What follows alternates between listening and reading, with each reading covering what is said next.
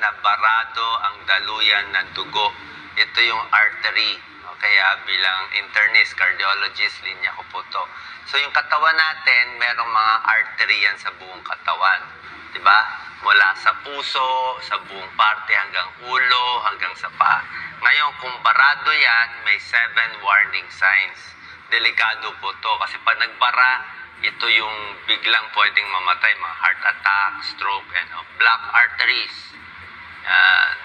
Ganito yung normal na artery, ganito yung medyo barado. Ito yung barado na, ay na pumasok. Diba? Alam nyo naman siguro bakit nagbabara yan sa mga gawain natin.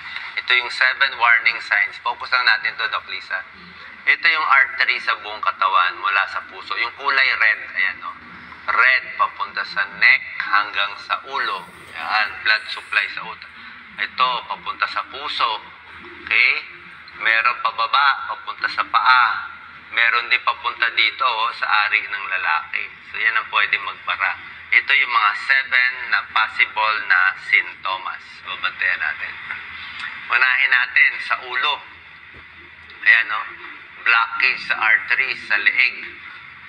Pag sa ulo, para maganda blood supply ng utak natin, dapat maganda daloy dito sa leeg, paakyat carotid artery hanggang dito middle cerebral artery, yung pinakamalaki dito sa gitna.